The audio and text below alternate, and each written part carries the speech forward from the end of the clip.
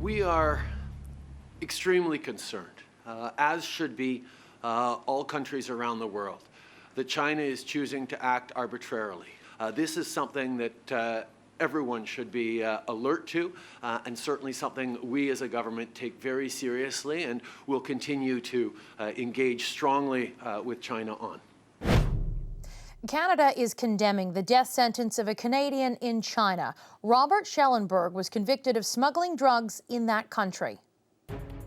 Schellenberg was first arrested in China in 2014. It was alleged he attempted to smuggle 222 kilograms of methamphetamine from China to Australia. In 2016, he was sentenced to 15 years in prison. Last month, he appealed, arguing that sentence was too harsh. Prosecutors said it was too lenient. Today, the Chinese court agreed, deciding on execution. Schellenberg has 10 days to appeal the sentence. His case is also likely to turn relations even more sour between Ottawa and Beijing.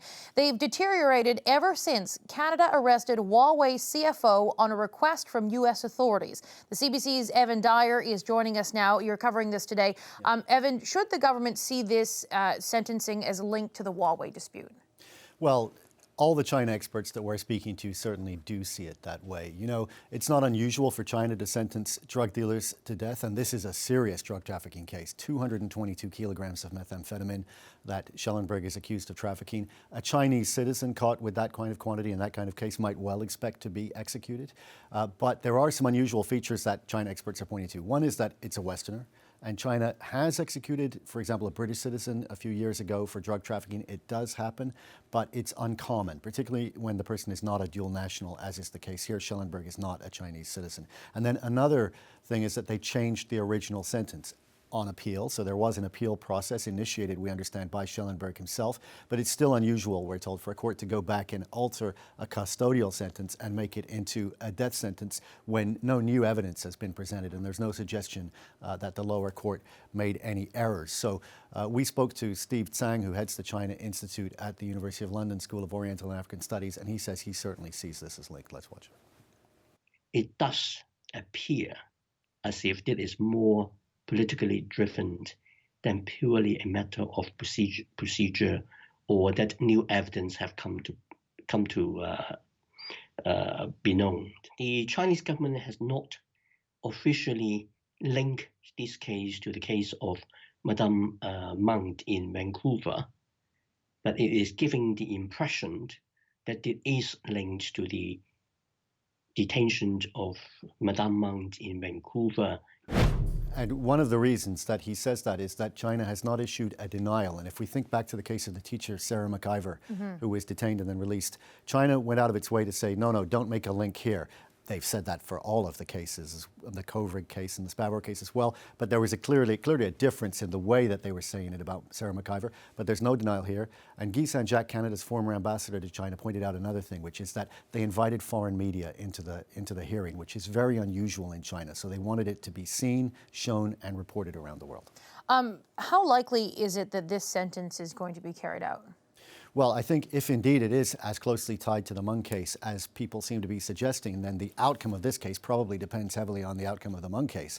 And I suppose the positive thing there is that as long as Madame Meng is in Vancouver and her case hasn't been resolved, that would suggest that Schellenberg is probably safe for now, you know. But I mean, we have to think this is a country that sometimes rushes convicts literally straight from the courtroom to the execution ground, and that hasn't happened here. If an execution were to happen, though, you have to think that it would probably be seen as a sort of a judicially sanctioned tit-for-tat killing by China, and one can only imagine the effect that that would have on Canadian-Chinese relations. And another issue I think we have to watch is that since this does appear to be a serious escalation, Canada has so far resisted raising travel advisories, but there may now have to be a re-examination of that, and that's certainly something we'll be watching if that advisory will now go up a rank. All right, thank you very much, Evan Dyer, for joining us. Thanks. So should Canada view this sentencing as a provocation? And what should Canada do to prevent relations from China from deteriorating even further?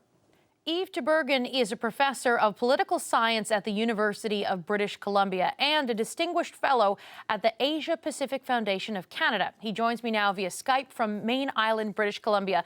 Thank you very much for joining me today, Professor. The first question I want to ask you is former Canadian Ambassador Guy Saint-Jacques told our network earlier today that he thinks the retrial of Canadian Robert Schellenberg was fabricated and that the death sentence was predetermined. Do you agree with that assessment? Well, it's hard to know the exact outcome, right? Also, this is an intermediary stage. There will be two more appeals, first at the High People Court and next at the Supreme People's Court. So we are only in one stage in the process. What is, on one hand, what is clear is that there is very, very strong law enforcement against drug smuggling in China, and there's a strong public demand for it. There have been a series of foreigners executed in the last years, and it's not just in China, also Indonesia, Singapore, Malaysia, etc. But on this case, in this particular instance, there was quite a bit of political showcasing around it. Journalists were brought in. There was a very, very speedy trial, and there was some press coverage around it. Fiery statements from Global Times, etc. That sort of hint of a politicization of it, or of a particularly harsh message going through that stage. Doesn't mean this will be carried through the other stages, but that's where I think Guy Saint-Jacques is observing that there's something pretty unpleasant about this stage. So you don't necessarily agree that this outcome was predetermined, at least at this point, because there are further options ahead? Right. I mean, it's not the end of the process, but there seems to be testimonies or statements that were made last week from people in the public media or politics that were hinting at future harsh treatments of Canadians. So if that's the case, that shows that there was some pre-planning of the trial. But this is one stage. I'm hopeful that if that was the case, if they didn't follow as much due process as there is in China, then there will be a better outcome at the later stages. Given the timing here, do you think that this increased sentence, do you think that has anything to do with retaliation for Canada's arrest of Meng Wanzhou, the CFO of Huawei? So we will never be able to prove it, but what is sure is that there's a mood of anger in China, and they're always trying to find levers to express that displeasure or that anger, which is also public level anger, not just official. And so in that sense, there is potential suspicion that there was linkage, yes. So you sort of alluded to it earlier, but what are the next steps for Mr. Schellenberg? You said there are some appeals process he can go through. What further steps does he take next to try and get this sentence knocked down? So the next stage, he has 10 days to appeal to the High People Court. And then after that, there's a mandatory appeal, a mandatory review by the Supreme People's Court, which reviews all the death penalty cases. And they actually overturned 15% of death penalty cases. They can also give a death penalty with 2-year probation, which means life sentence, actually. So those are the steps. It will take months, maybe a year. But it will overshadow relationships, there is no question. Back in 2016, when Justin Trudeau first went to China, he and Chinese officials set up what's called, I believe it's the Canada-China high-level dialogue on national security and rule of law. Do you think that a meeting between those high-level Canadian officials and high-level Chinese officials, do you think that a meeting of that nature would help take the temperature down here? Yes, I agree. I think it's a good idea. And that committee built on earlier work that was done between Canada and China over rule of law. The advantage is that it's a technical meeting which allows for very good quality of discussions, maybe a discussion about the due process, respecting full due process, the right of defendants, etc. So I think that's a very good idea. But in that conversation about due process, doesn't China just typically do what China wants to do, whether it doesn't matter who's complaining about what? Doesn't China just do that? To a large extent, yes. But they can be at least a frank discussion, an exchange of information, better understanding. I think those low-level, public statements sometimes don't help. At the low-level technical working meetings can have a positive role.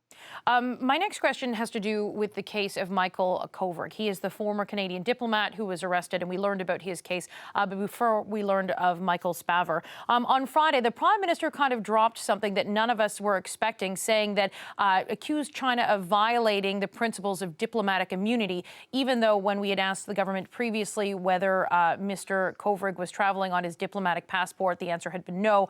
A spokesperson for China's foreign ministry said today that Mr. Kovrig is not entitled to diplomatic immunity. What do you make of China's decision there, or their assessment there? Also, the Chinese foreign ministry spokesperson said that Canada is making itself a laughingstock with specious statements. What do you make of that? Well, so the flurry language, of course, is part of that angry back and forth. But in terms of merit of the situation, of course, this is more for an international lawyer, right, to assess. But as for, I was reading the Vienna Convention, and the Vienna Convention does, in terms of letter of the law, does give immunity only to people accredited to a mission. Or there's Article 39 that says people after the end of their work in the mission could have an extended period of immunity, but only insofar as they do work related to the mission. So by the letter of the law, it's probable that China is correct, that immunity ends once the person has ended the work at the embassy, especially when he was traveling with a personal passport. But there could be a bit of gray zone in the sense that he's still a former diplomat, he's a diplomat on leave. And so, there could be room for extending if the country agreed. So maybe that's where the Prime Minister was coming from. So does that, from your perspective, look like a last shot in the dark, trying something to try and move that case along? Yeah, I think the Prime Minister is doing everything he can to protect our comrade Michael Kovrig, and also to find anything that could help the case. I suppose it's a way to show care and attention. The Canada-China relationship is certainly at a very low point right now. What can Canada do? What is the best advice you have for the Canadian government on how to ease these tensions? Well, the key is to not get caught up in a spiral of anger and emotions. We have to be very cool and strategic about it. It's more, international politics is a game of chess. And so we have to probably de-escalate. And in the short term, I think having a low-key mission, but with someone, an envoy maybe, that could be to have really low-key discussions on diffusing this whole bubble of anger.